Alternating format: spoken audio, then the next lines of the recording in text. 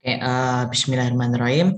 Assalamualaikum warahmatullahi wabarakatuh. Selamat pagi teman-teman semua. Hai Kak.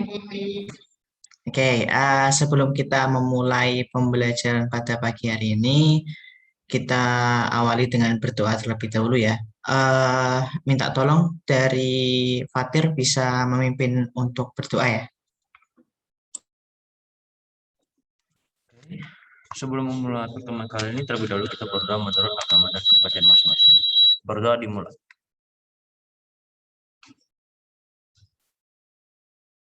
Berdoa selesai. Oke, terima kasih sudah dibantu untuk memimpin berdoa dari Fatir. Oke, teman-teman. Jadi sebelumnya Kak Anas minta maaf karena kemarin Kak Anas sudah menjanjikan ingin ini ya mengirimkan eh, contoh soal ke teman-teman semua, tapi belum sempat Kak Anas kirimkan karena kemarin kebetulan setelah pembelajaran ada sedikit problem di laptop Kak Anas, tapi nggak apa-apa. Nanti setelah pembelajaran hari ini nanti Kak Anas kirimkan lengkap semua filenya yang bisa kalian gunakan untuk belajar untuk persiapan PAS ya teman-teman ya. Jadi untuk pemberian materi insya Allah hari ini akan jadi hari terakhir pemberian materi. Jadi nanti sepertinya Kak Anas nanti akan menyampaikan materi sedikit lebih cepat daripada biasanya. Jadi silakan teman-teman bisa mencoba menyesuaikan. Jangan khawatir nanti filenya nanti ke Anas kirimkan setelah pembelajaran. Oke, itu kemudian sedikit apa ya pengumuman ya. Jadi nanti PAS teman-teman ada dua bab. Yang pertama terkait Monera kemarin, bakteri. Kemudian nanti ada yang kita pelajari hari ini, yaitu protista.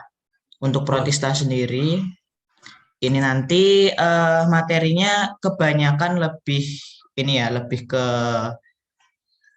hafalan ya, karena untuk protista sendiri di sini tidak ada pemahaman-pemahaman lebih seperti yang kemarin kan kalau kita membahas bakteri kan ada terkait pembelahan, kemudian terkait konjugasi dan lain-lain ya teman-teman ya, terkait reproduksi dari bakteri.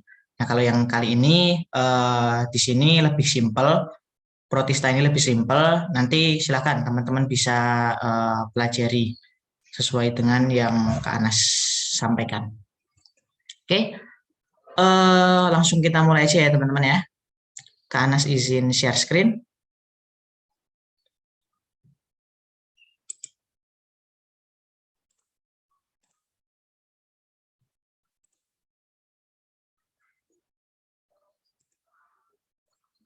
Oke.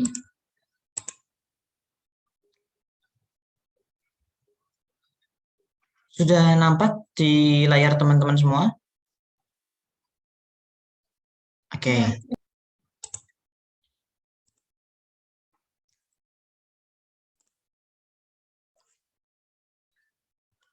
Oke, jadi ini yang akan kita pelajari pada pagi hari ini terkait protista. Jadi protista ini merupakan organisme yang bisa dibilang dia satu level lebih kompleks daripada Monera atau bakteri. Kompleksnya seperti apa nanti kita pelajari bersama. Oke, kita lanjutkan. Nanti kita akan mempelajari tentang ciri umum, kemudian klasifikasi, karakteristik protista, dan juga peranan dari protista ini. Jadi beberapa ilmuwan mengatakan bahwa protista ini merupakan organisme eukariotik pertama hasil evolusi dari prokariotik. Masih ingat ya, prokariotik itu dia tidak memiliki apa? Ada yang ingat?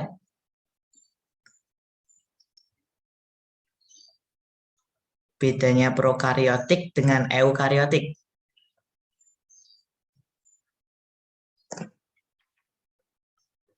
Nggak punya membran sel. Ya, tidak memiliki membran inti sel. Kalau untuk prokariotik, sedangkan untuk eukariotik berarti memiliki ya. Oke, betul jawaban dari Kiran. Kita lanjutkan.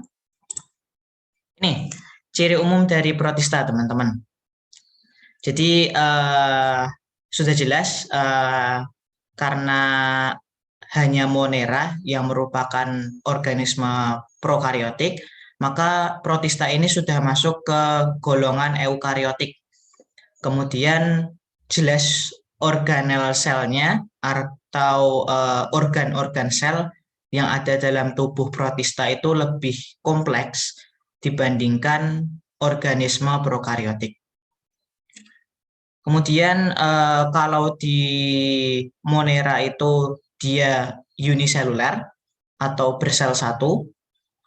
Kalau untuk yang protista ini dia bisa uniseluler, bisa multiseluler, teman-teman. Kemudian untuk kecenderungan hidupnya, mereka itu hidup bebas atau bisa sendiri, soliter, atau bisa juga membentuk koloni. Nah, untuk cara makannya dia bisa aerob maupun anaerob. Jadi dia bisa memproduksi makanan sendiri, ada juga yang harus mencari makanan.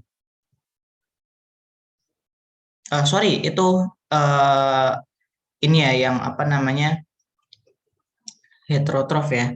Kemudian kalau aerob dan anaerob itu terkait ini oksigen, sorry. Jadi mereka ada beberapa protista yang bisa hidup dalam lingkungan yang minim oksigen, ada juga yang hanya bisa hidup di lingkungan yang kaya dengan oksigen.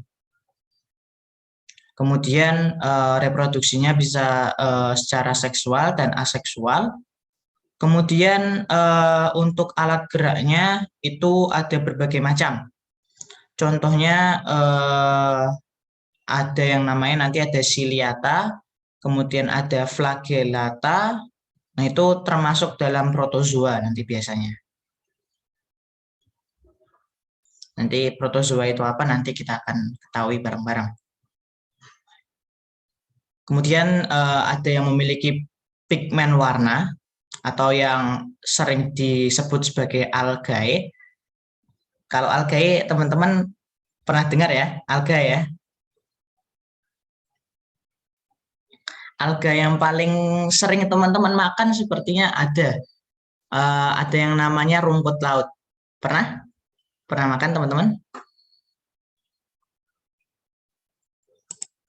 Pernah. Oke, ya. Nah, itu teman-teman sebenarnya bukan makan tumbuhan, bukan makan sayur, tapi makan alga, makan protista nih teman-teman. Nah, yang terakhir untuk protista ini biasanya hidup di air atau tempat-tempat yang lembab ya, yang mengandung air. Seperti itu.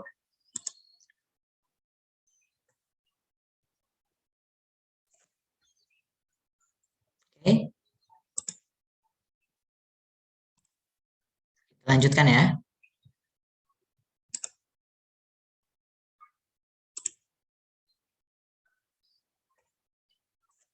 Nah, ini teman-teman, klasifikasi dari protista itu dibagi menjadi 3.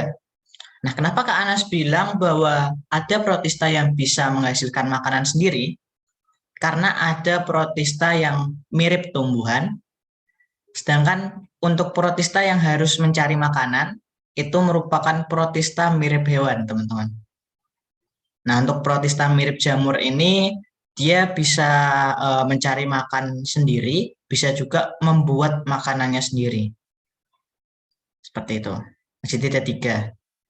Mirip hewan, mirip jamur, mirip tumbuhan. Ini kingdom yang paling mirip-miripan ya. Mirip animalia, mirip plantae, dan mirip fungi. Tapi untungnya nggak ada yang mirip bakteri ya teman-teman. Jadi miripnya itu dengan yang tingkatannya lebih tinggi. Oke, kita lanjutkan. Nah, yang pertama, protozoa. Ada yang pernah mendengar kata-kata ini? Mendengar kata ini, protozoa? Ya? Saya pernah. Oke, pernah dengar di mana nih?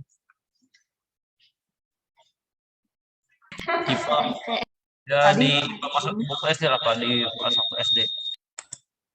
Oke, oke. Oke. Jadi kalau teman-teman mungkin ya, ini kalau ada yang pernah yang paling deket aja nih sama kehidupan kita, kalau waktu kita kecil nih, pernah ada yang menonton SpongeBob SquarePants film ya? Nah, pernah ya. Nah, ini kadang ini ya, ada yang merupakan protozoa nih, teman-teman nih. Ada yang tahu kira-kira siapa tokohnya yang merupakan protozoa? Plankton. Ah, ya benar, plankton ya. Oke, nah itu termasuk protozoa, teman-teman. Nah, kita lanjutkan aja dulu. Nah, ini. Jadi protozoa itu dia disebut sebagai protista, mirip dengan hewan. Jadi pro-nya ini adalah protista, proto ya, bentar. Pro-nya ini adalah protista. Kemudian zoo ini adalah diambil dari kata zoo atau hewan. Jadi protozoa, ingat-ingatnya protista mirip zoo, hewan. Seperti itu. Nah, persamaannya apa dengan hewan? Jadi protozoa dengan hewan tingkat tinggi atau animalia itu sama-sama memiliki alat gerak yang fungsinya untuk bergerak secara bebas dan membantu memperoleh makanan. Jadi protozoa ini dia meskipun protista, dia memiliki alat gerak yang dapat digunakan untuk mencari makanan, teman-teman. Itu persamaannya. Jadi hewan kan juga sama-sama punya alat gerak ya buat cari makan ya. Nah, perbedaannya di sini bahwa protozoa ini dia uniselular. Khusus untuk protozoa ya teman-teman ya. Dia ambilnya yang uniselular. Tadi Kak Anas bilang ada yang uniselular, ada yang multiselular.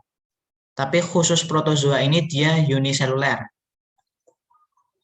Kalau hewan dia multiselular. Nah, ini perbedaannya. Oke, kita lanjutkan ya.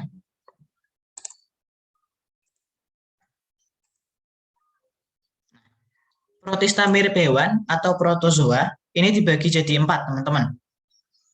Jadi ada yang punya kaki semu. Kaki semu itu artinya dia punya bagian tubuh yang seolah-olah menyerupai kaki. Jadi bukan benar-benar suatu kalau kita kan jelas ya bentuk kaki seperti apa, bentuk tangan seperti apa. Hewan-hewan yang lain juga jelas. Punya bentuk kaki, kucing kakinya ada 4, bentuknya jelas. Nah, kalau si pseudopodia ini atau protista yang punya kaki semu, dia kakinya tidak benar-benar menyerupai kaki. Seperti itu. Nah, ini nanti untuk yang punya kaki semu, dia akan dinamakan sebagai rhizopoda atau boleh disebut juga sebagai sarcodina. Ini contohnya ada amuba. Ya, amuba kan seolah-olah bergeraknya seperti dengan perut ya, dia ya, nggak punya bentuk kaki yang jelas. Tapi dia tetap bisa untuk bergerak, seperti itu. Nah, kemudian ada yang kedua nih, namanya flagella. Flagella itu bulu cambuk. Jadi nanti si flagellata ini, Jadi yang punya flagela itu dimasukkan kelompok flagellata. Dia itu punya yang namanya bentuknya seperti ekor. Jadi misal ini flagela, dia akan punya bulu cambuk. Nah, seperti ekor seperti ini.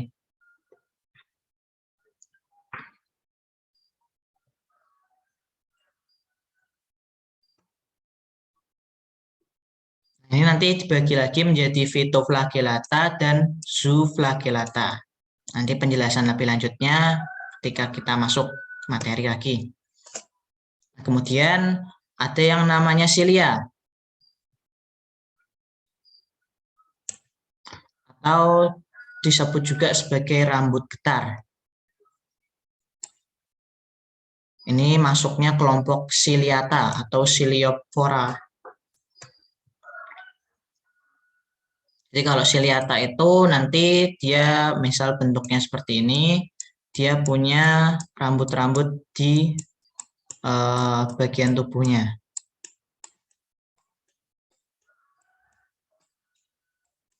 Nanti yang digunakan untuk bergerak oleh dia, rambut getar.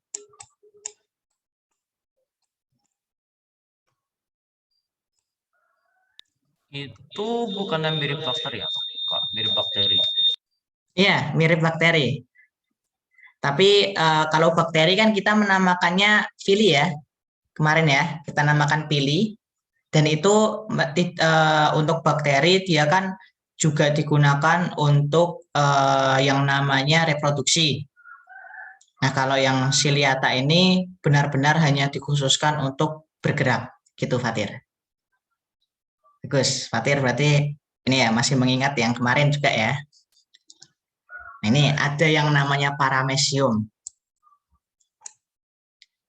Nih, ini yang paling terkenal ini paramecium untuk Ciliata. Kemudian yang terakhir ada yang non-motil atau tidak bergerak. Jadi meskipun dia termasuk protozoa, ada juga protozoa yang tidak bergerak sendiri maksudnya. Tapi dia mengikuti jalannya lingkungannya. Itu dinamakan sebagai sporozoa. Jadi dinamakan sporo ya, atau bisa dibilang spora, seperti spora. Spora itu kan dia kan bergerak mengikuti angin ya, yang membawanya ya. Nah, sama kayak sporozoa. Dia nanti mengikuti kalau lingkungannya protozoa berarti air, cairan yang ada di lingkungannya. Ini yang paling terkenal adalah Plasmodium. Plasmodium vivax. Ada yang tahu kira-kira Plasmodium itu menyebabkan penyakit apa? Ada yang bisa menebak?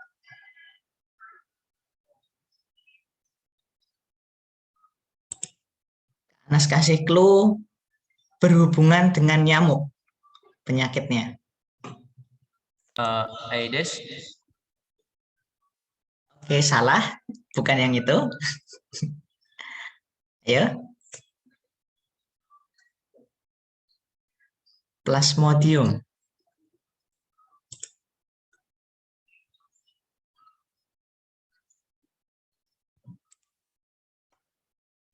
Malaria.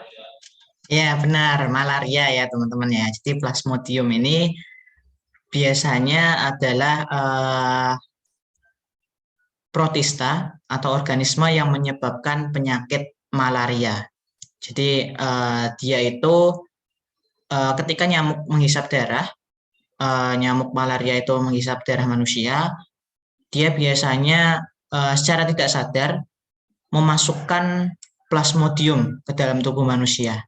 Nah, ini yang menyebabkan malaria itu bisa terjadi. Oke.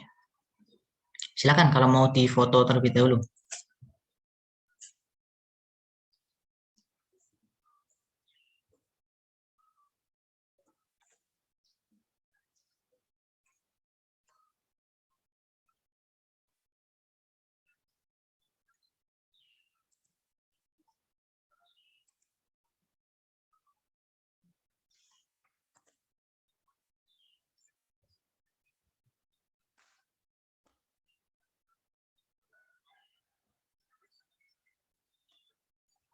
Oke, bisa kita lanjutkan teman-teman?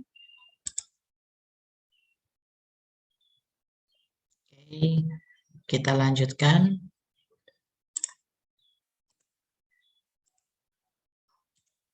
Nah, kita langsung bahas secara singkat aja. Jadi ini ada ciri-ciri protozoa. Ada ukurannya 0,01 sampai 0,2 mm, kecil banget ya. Kemudian memiliki partikel atau selaput tubuh yang keras untuk membantu mempertahankan bentuk tubuh, kecuali amuba yang bentuknya nggak karuan ya. Kemudian memiliki trikosis atau struktur di bagian korteks tubuh berupa rongga dan benang panjang. Ini nggak perlu teman-teman hafalin sih. Biasanya itu yang paling harus teman-teman ingat tuh yang ini. Cara makannya disebut sebagai fagositosis. Jadi fagositosis ini nanti cara makan khusus yang dimiliki protozoa, di mana dia nanti bentuknya seperti melebur dengan makanan. Jadi misal kita punya amuba, ini amuba, kemudian ada makanan kecil, nanti amuba ini dia akan membentuk seperti ini, makanannya di sini. Kemudian setelah itu dia akan bergabung dengan makanannya. Misal makanannya berwarna merah. Nah, seperti ini.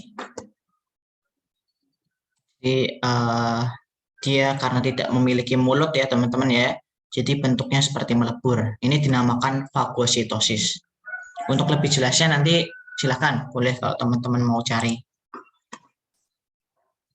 Nih.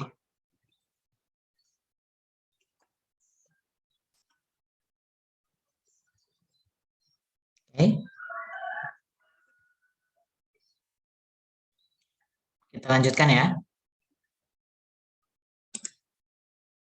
Nanti kalau dirasa ada penjelasan ke Anas yang kurang jelas, silakan, boleh ditanyakan kembali. Oke, kita langsung masuk ke yang pertama dari protozoa. Kita masuk ke Ciliata. Ciliata itu berarti dia memiliki bulu getar, rambut getar. Nah, ini bisa dilihat ya teman-teman ya. Untuk Ciliata di sini ada rambut. Nah, ini rambut di sekitarnya nih, kecil-kecil. Ini yang dinamakan rambut getar. Jadi mereka bergeraknya itu seakan-akan dikarenakan ada getaran dari rambutnya, bulu-bulunya.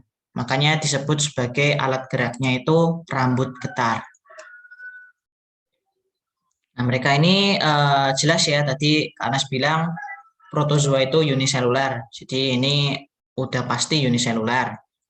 Kemudian ada dua inti sel, makronukleus dan mikronukleus, dan dua vakuola. Vakuola makanan dan vakuola kontraktil. Vakuola kontraktil ini yang biasanya digunakan untuk melahap makanannya. Kalau yang vakuola makanan ini digunakan untuk menyimpan.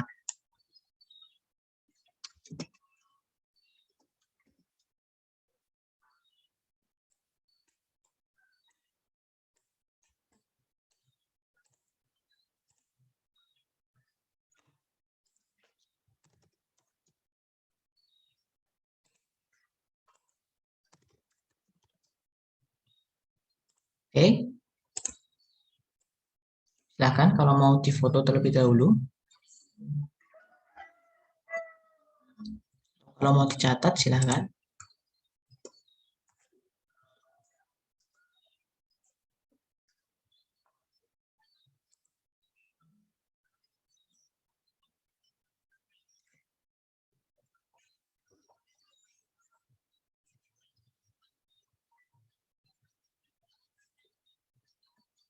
Jadi untuk Ciliata ini mereka banyak ya contohnya ya. Ada Acineta, kemudian Collapse, Didinium, Bursaria, kemudian ada Paramecium, kemudian ada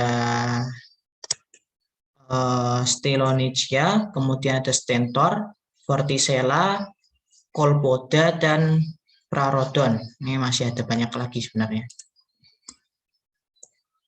Oke, kita lanjutkan.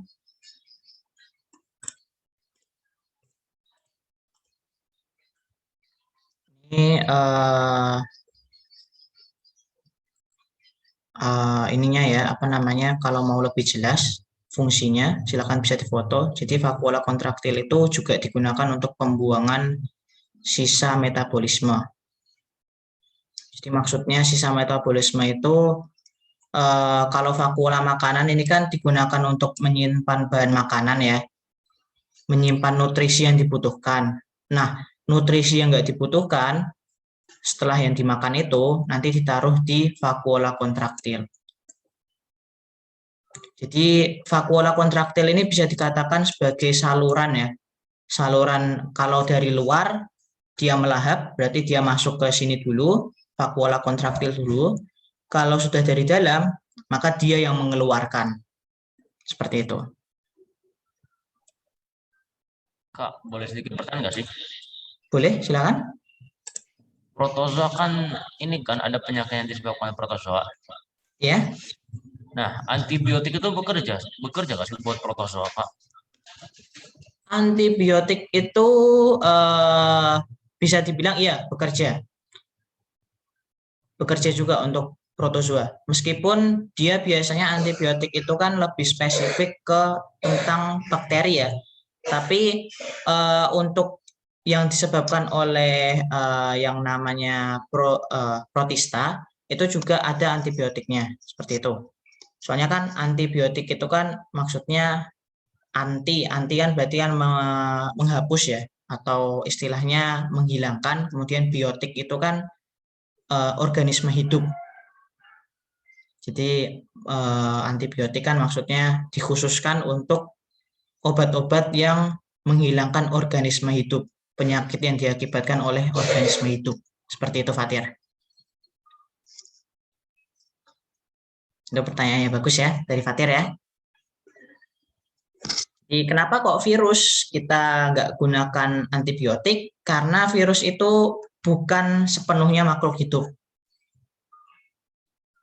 Makanya kita sebut sebagai antivirus, bukan antibiotik. Tapi kalau udah masuk ke ini, protista dan juga monera kemarin, kita sebutnya antibiotik. Karena mereka makhluk hidup. Seperti itu, teman-teman. Oke, bisa kita lanjutkan? Oke, kita lanjutkan ya. Nah, ini di antara banyak anggota dari Ciliata, yang paling terkenal adalah Paramecium. Ini nggak perlu teman-teman hafalkan. Langsung aja. Untuk reproduksinya, untuk Ciliata ini ada dua. Konjugasi. Konjugasi itu maksudnya saling menempel ya, penempelan. Kemudian ada pembelahan biner. Ini pembelahan biner, pembelahan jadi dua mudahnya. Kalau reproduksi yang secara konjugasi ini berarti pembuahan lewat penempelan. Tuh, teman-teman nggak perlu menghafalkan secara detail, karena untuk secara detail ini biasanya baru teman-teman pelajari ketika nanti sudah masuk bangku perkuliahan. Yang teman-teman ingat, konjugasi itu seksual, artinya ada pembuahan. Sedangkan kalau untuk yang pembelahan biner itu aseksual, karena dia membelah diri.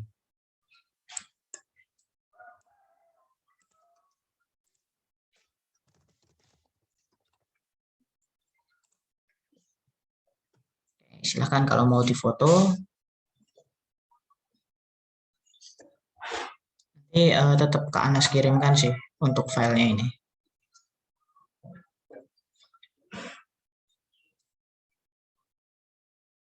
Oke, kita lanjutkan ya. Ini Paramecium yang paling terkenal. Perannya itu sebagai pemangsa bakteri. Jadi dia itu makanannya itu adalah bakteri. Nah, teman-teman, paramecium ini terkenal karena bentuknya yang mirip dengan alas sepatu. Ini ya, seperti alas sepatu ya dia bentuknya ya. Jadi kalau biasanya nih di soal-soal, bahkan di soal UTBK maupun soal-soal USBN, biasanya kalau yang ditanyakan siliata, itu biasanya yang dimunculkan adalah si paramecium ini. Karena bentuknya yang sangat khas. Jarang ditemui bentuk yang seperti ini. Bentuknya seperti apa ya? Sepatu ya, alas sepatu ya.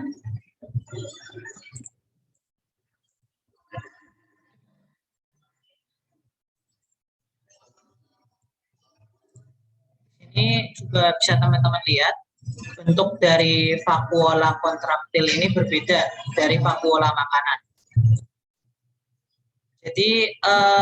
Jadi kalau vakuola makanan itu dia bentuknya lingkaran-lingkaran yang berisi makanan, sedangkan vakuola kontraktil ini bentuknya hampir mirip seperti bintang laut ya teman-teman ya.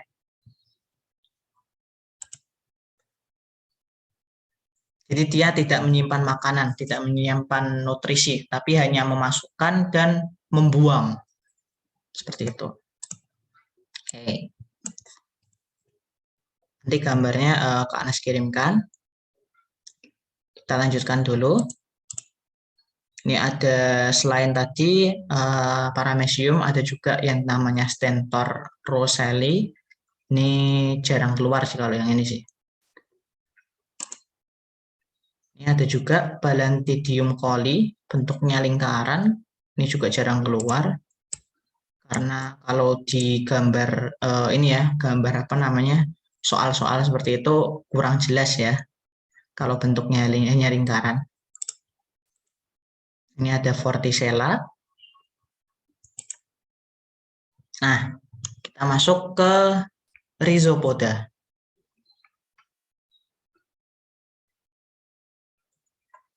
Jadi kalau Rhizopoda ini dia masuknya ke ini ya, kaki semu ya teman-teman ya.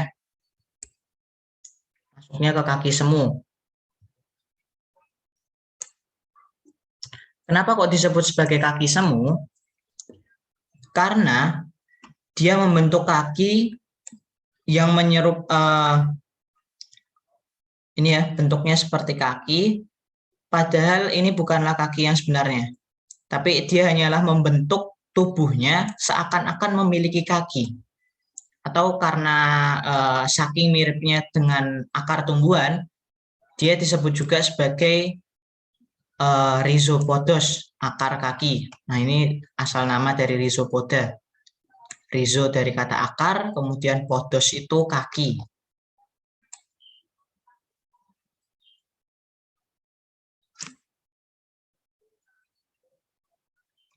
Ini saking bentuknya mirip dengan akar ya. Nah, untuk ini ada satu inti sel saja, karena dia ini ya uniseluler. Kemudian ada dua vakuola masih sama. Kemudian ada dua sitoplasma membentuk kista. Kemudian habitat hidupnya di hidup bebas di alam bisa, kemudian di parasit pada manusia dan hewan juga bisa. Seperti itu. Yang paling teman-teman perlu ingat itu tentang alat geraknya, teman-teman. Perbedaannya ada di alat geraknya. Itu yang perlu teman-teman paling ingat. Nama lainnya juga adalah Sarcodina. Jadi bisa dinamakan Rhizopoda, bisa disebut juga sebagai Sarcodina. Silakan teman-teman lebih suka dengan nama yang mana. Oke, kita lanjutkan.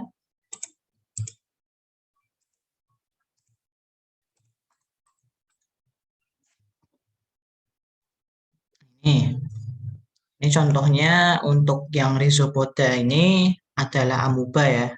Kak Anas nanti menyebutnya Rhizopoda ya, karena Kak Anas lebih suka menggunakan kata Rhizopoda karena lebih mudah untuk dihafalkan. Rhizo akar, poda kaki, berarti bentuknya seperti akar, kaki semu.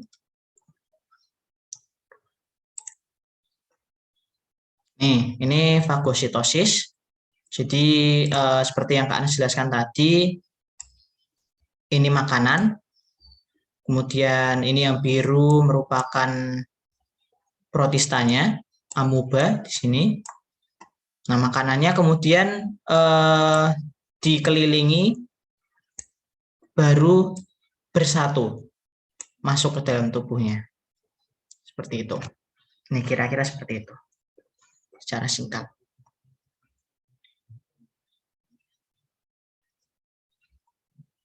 Nah, untuk yang bagaimana sih mungkin dari sebagian dari kalian bertanya-tanya, kalau dia punya kaki semu terus dia bergeraknya seperti apa sih? Nah, mereka pergerakan dari rhizopoda ini khususnya untuk amuba ya teman-teman ya, amuba proteus, dia bergerak dengan nama gerak amuboid. Maksudnya itu dia menggerakkan, menjulurkan kaki semunya yang seperti akar tadi. Misal dia awalnya berbentuk seperti ini. Nah, nanti ketika dia ingin berjalan, dia akan menjulurkan salah satu kakinya, kemudian baru dia bergerak ke atas.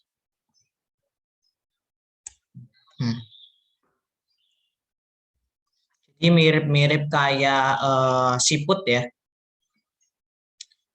Jadi dia, tapi kalau siput kan dia benar-benar bergerak dengan perutnya ya, secara perlahan. Nah ini dia lebih ke kayak apa ya istilahnya ya? Dia menjulurkan kakinya, kaki semuanya, kemudian bisa sampai ke depan.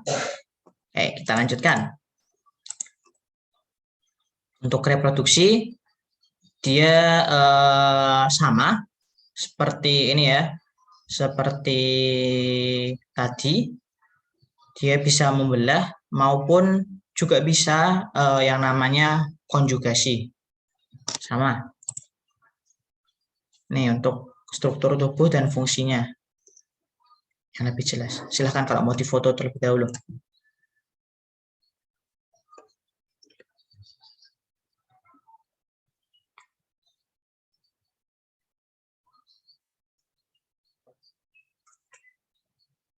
Oke.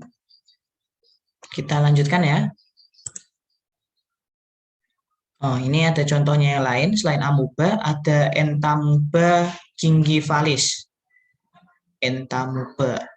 Sama-sama muba ya belakangnya. Ini ada diflugia, ada helizoa. Tapi yang paling terkenal untuk teman-teman ingat cukup amuba itu sudah cukup sih teman-teman ingatnya. Jadi kalau tadi rhizopoda itu amuba, kemudian untuk yang ciliata itu yang paling terkenal adalah paramecium. Ini selanjutnya adalah sporozoa. Jadi sporozoa itu hidupnya hanya sebagai parasit teman-teman. Tidak memiliki alat gerak, tapi dia bisa bergerak. Bergeraknya seperti apa Kak Anas? Bergeraknya itu dia mengikuti sesuai dengan tubuhnya.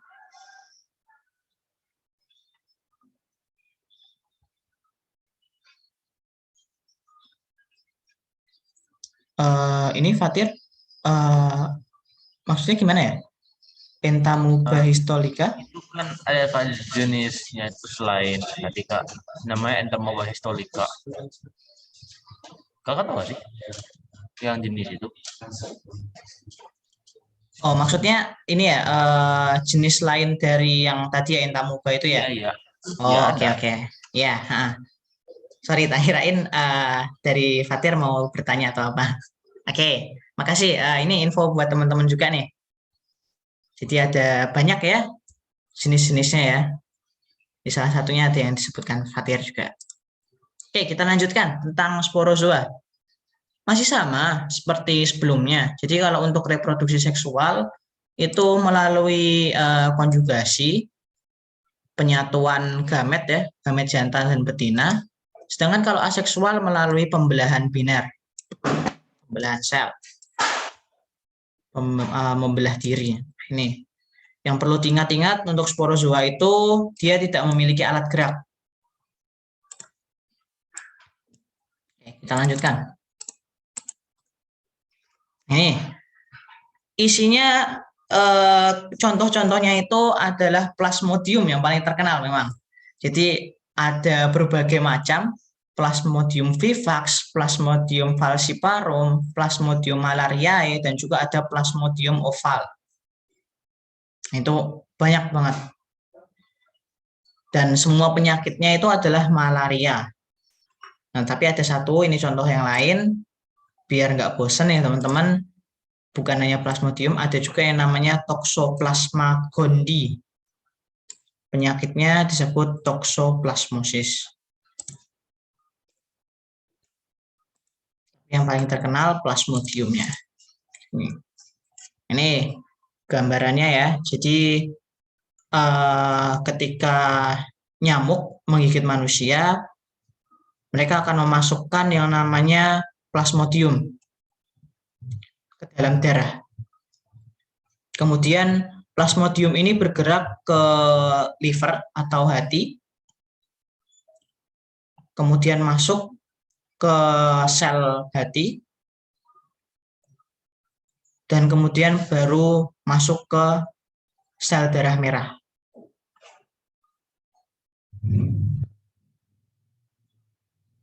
Yang nantinya ketika ada nyamuk lagi, nyamuk yang menggigit manusia yang terpapar oleh malaria, ketika nyamuk itu belum membawa plasmodium, maka setelah dia menggigit manusia, biasanya dia akan membawa plasmodium.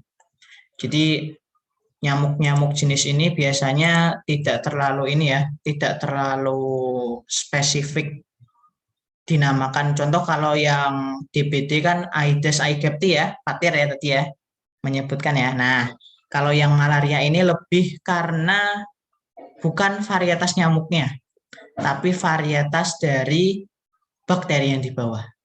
Bukan bakteri, protista yang di bawah. Oke, kita lanjutkan.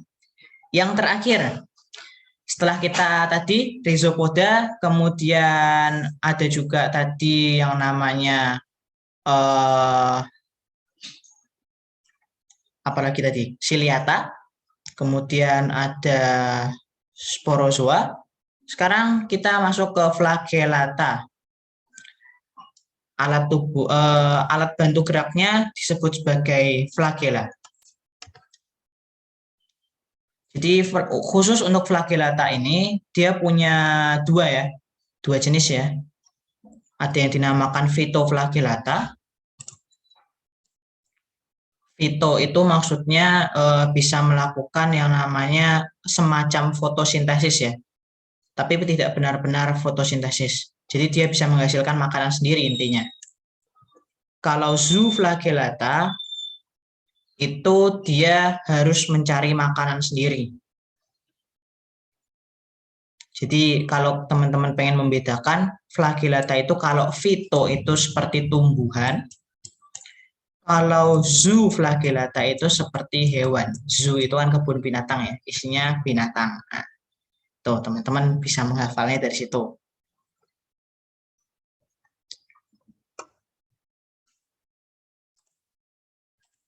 Oke, kita lanjutkan. Nah, ini untuk yang phytoflagellata, contoh yang paling terkenal adalah Euglena. Ini yang Kak Anas ambil, contohnya adalah Euglena viridis. Gimana cara paling mudah ya teman-teman mengidentifikasi apakah dia zooflagellata atau phytoflagellata? Phytoflagellata itu biasanya warnanya hijau. Ini ya, ini trik yang paling riskan untuk digunakan karena meskipun phytoflagellata itu semuanya hijau, bukan berarti zooflagellata nggak ada yang hijau. Jadi ini ada Trichomonas vaginalis dari zooflagellata, dia warnanya hijau, tapi dia bukanlah phytoflagellata. Jadi kalau teman-teman menemui gambar di mana ada flagellata yang berwarna hijau, itu bisa dipastikan 90% itu phytoflagellata. Nih ya, seperti gambar ke atas tadi, jadi di tubuhnya ujungnya punya semacam ekor atau bulu cambuk. Kalau euglena ini, teman-teman, kalau mau lebih spesifik, kalau teman-teman pengen lebih mudah menghafalnya, teman-teman mengingat ini aja. Ini ya, yang ke atas gambar lingkaran merah ya. Nih, dia semacam memiliki mata, bintik.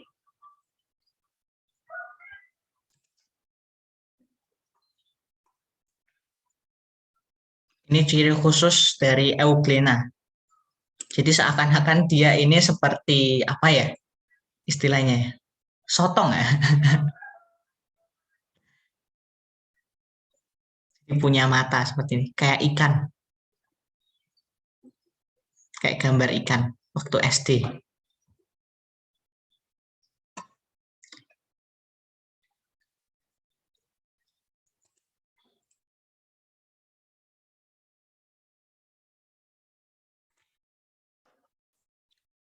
Kalau untuk yang Zoophagellata, yang paling terkenal ini sih Trypanosoma brucei. Jadi Trypanosoma brucei ini penyebab penyakit tidur pada manusia.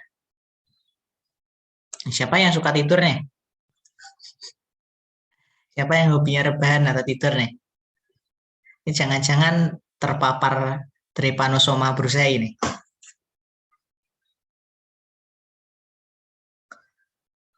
Enggak ya? Oke, kita lanjutkan teman-teman. Nah, ini untuk sumarinya atau rangkumannya. Jadi flagellata, rhizopoda, ciliata, dan sporozoa. Cara geraknya ada, kemudian cara berkembang biaknya juga ada, ciri-ciri lain juga ada. Silakan kalau mau difoto terlebih dahulu. Nanti tetap ke Anas kirimkan sih. Oke. Kita lanjutkan ya, karena waktunya terbatas.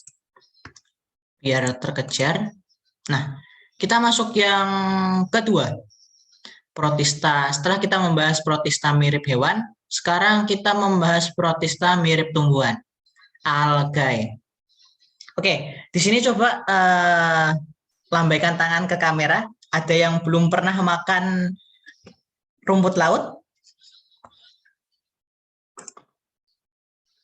Ya, silakan. Jangan malu-malu. Atau udah pernah semua nih? Udah pernah semua ya? Kalau kalian makan rumput laut, makannya waktu apa nih?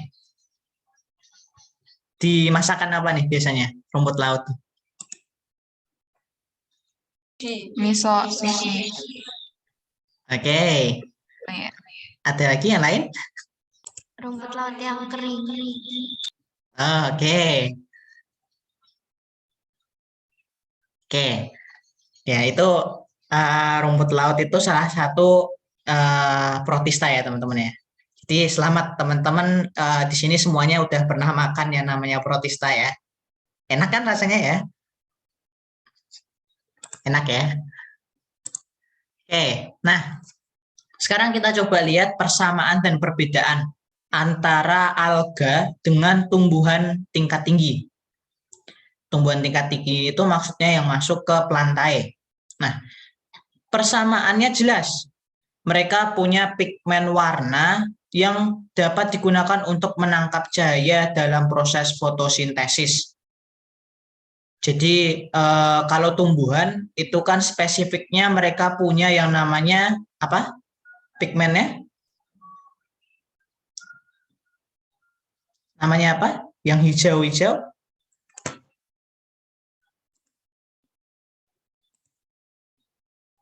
Kalau di tumbuhan namanya apa pigmennya yang warna hijau?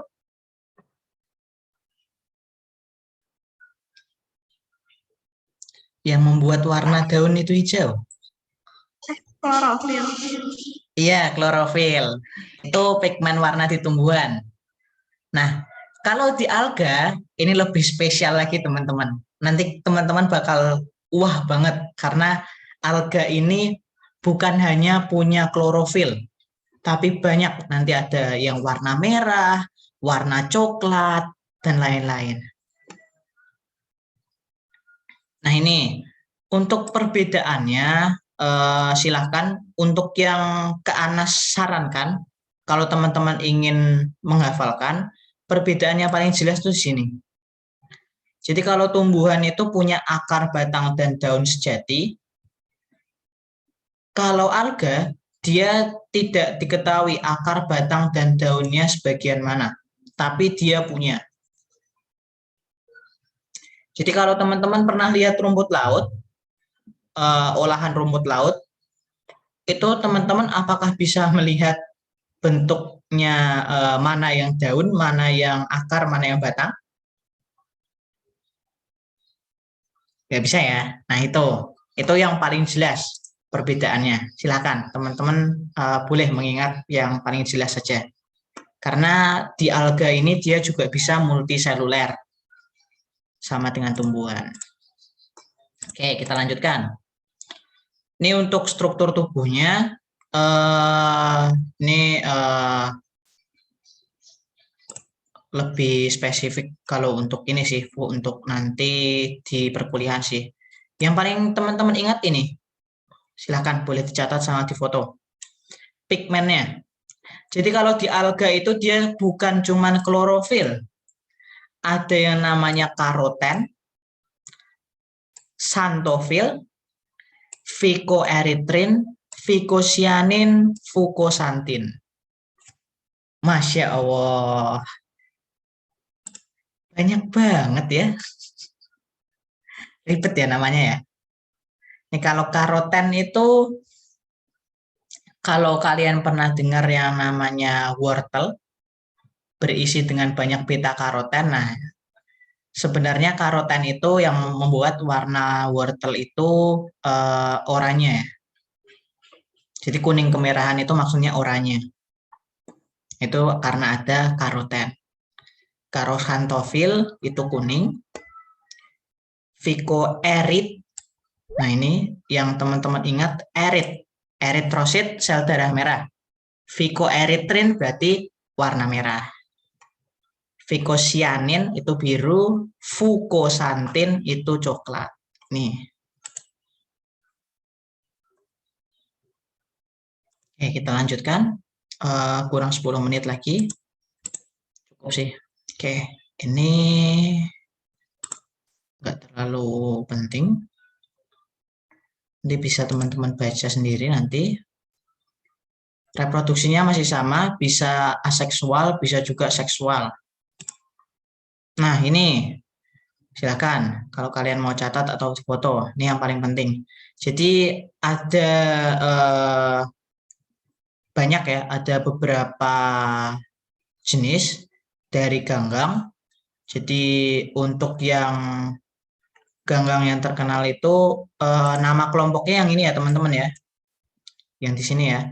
Jadi ada Chlorophyta, ganggang hijau, yang biasa kalian makan tuh yang ini, Chlorophyta. Kemudian ada juga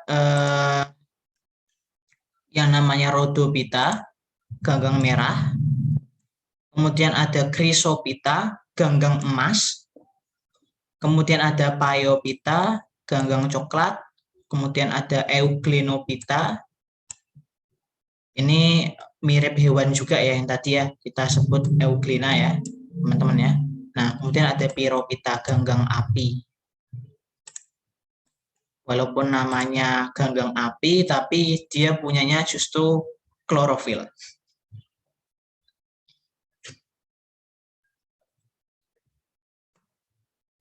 Oke. Kita lanjutkan. Ini kita sekilas-sekilas saja kalau buat algae. Nah ini Euglenophyta, tadi euglena ya, warnanya hijau. Ini untuk Chrysophyta. Chrysophyta ini tadi yang warna emas ya, teman-teman ya, Chrysophyta. Jadi isinya dominan xanthofil. Emas itu kan mirip-mirip kuning. Makanya dia punyanya yang dominan itu xanthofil. Pigmen kuning.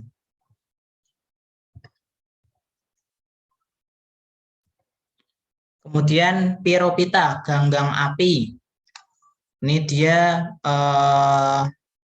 tadi punyanya ini ya, klorofil ya. Buat yang paling menonjol, walaupun dia punyanya klorofil, tapi dia disebutnya bukan ganggang hijau, tapi ganggang api. Nah, ini baru yang ganggang hijau, Chlorophyta, yang sering teman-teman makan. Ini mengandung klorofil untuk pigmen dominannya. Nah, ini ada gambarnya nih, teman-teman. Ganggang Chlorophyta. Jadi yang paling sering, yang sedang gencar-gencarnya nih, diteliti oleh peneliti adalah membuat makanan dari chlorella. Ada yang pernah dengar penelitian seperti itu? Tentang pembuatan makanan dari chlorella? Belum ya? Jadi silahkan boleh kalian searching kalau kalian punya waktu free, waktu luang. Kalian cari aja penelitian tentang chlorella. Itu banyak. Sekarang sedang gencar. Untuk mengurangi yang namanya stunting dan juga kelaparan. Wabah kelaparan. Ini rumput laut yang sering digunakan ya untuk makanan, yang sering diolah. Ini kan nggak terlihat ya, mana bagian akar, mana bagian daun, mana bagian batang. Ini ada banyak jenisnya. Selanjutnya ada Pyrrhophyta atau warnanya coklat.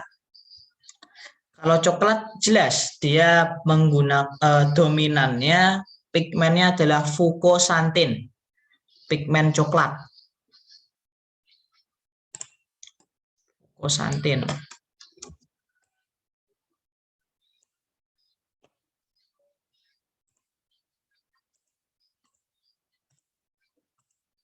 Nah ini jelas ya warnanya coklat ya teman-teman ya. Karena ganggang coklat jadi warnanya coklat. Oke. Nih.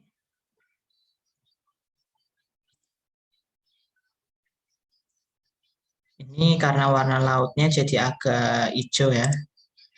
Oke, ini Rhodophyta. Jadi Rhodophyta ini dia ganggang merah. Dia pigmen paling dominannya karena dia adalah ganggang merah, maka pigmen dominannya adalah phycoerythrin.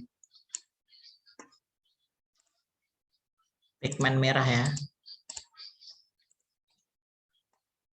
Walaupun ganggangnya namanya ganggang merah nih teman-teman, ada ganggang merah yang warnanya hijau. Jadi hati-hati ya.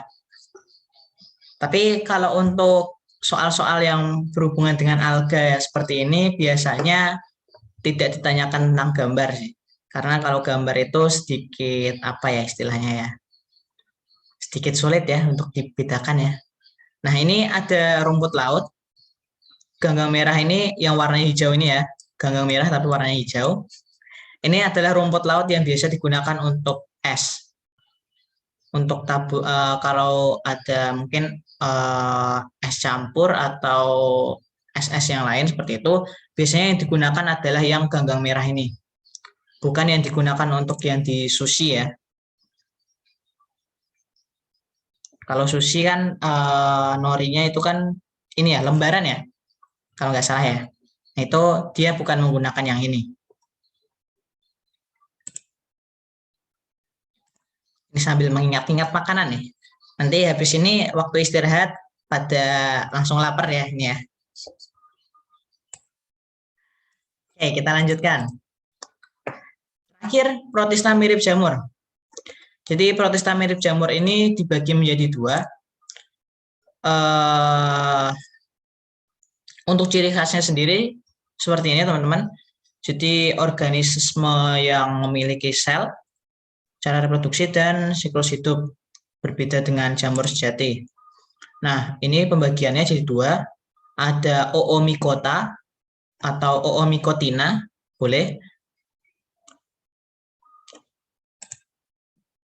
penulisannya boleh pakai ina.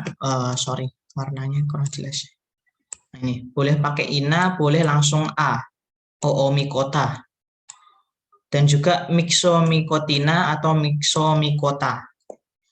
Jamur air untuk oo itu air, kemudian jamur lendir untuk yang myxomycota. Lanjut. Untuk oomycota ini biasanya hidup secara bebas atau parasit pada sisa tumbuhan di perairan. Nah, ini karena dia seringnya di perairan ditemuinya, maka disebut sebagai oomycota, oomycotina, jamur air. Itu.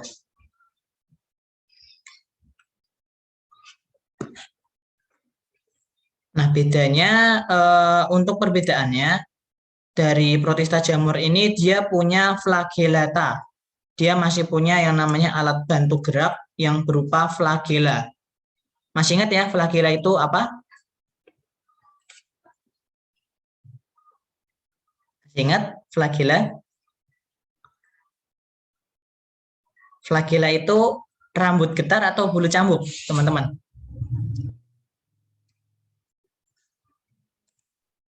Bulu cambuk. Oke, ya benar ya, bulu cambuk ya. Nah, ini jadi kalau si protista mirip jamur, khususnya oomycota, dia masih punya alat gerak berupa flagella. Nah, kalau jamur sejati dia nggak punya alat gerak. Ya, ini punya bulu cambuk di ujungnya.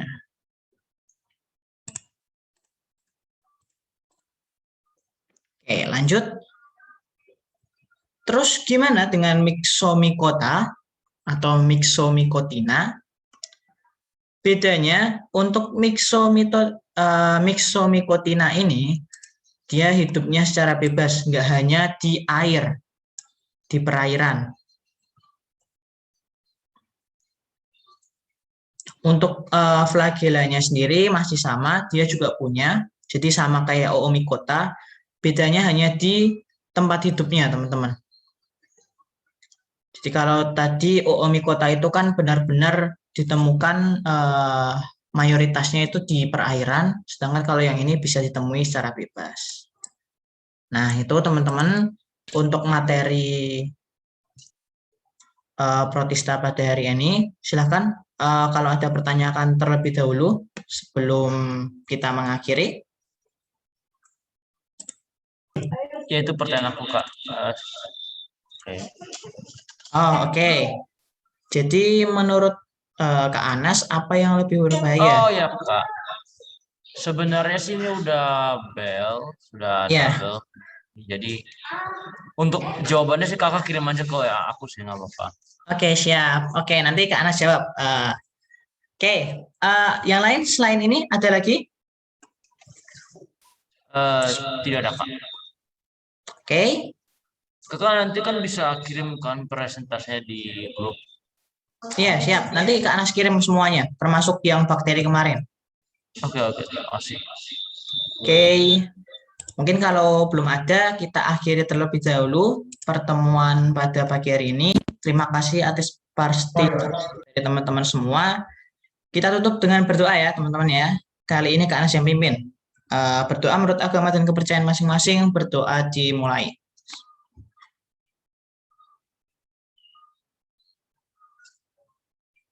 Oke, berdoa dicukupkan. Sekali lagi Kak Anas ucapkan terima kasih. Semangat untuk teman-teman semua. Happy weekend. Terima kasih, Kak. Oke. Terima kasih banyak, Kak.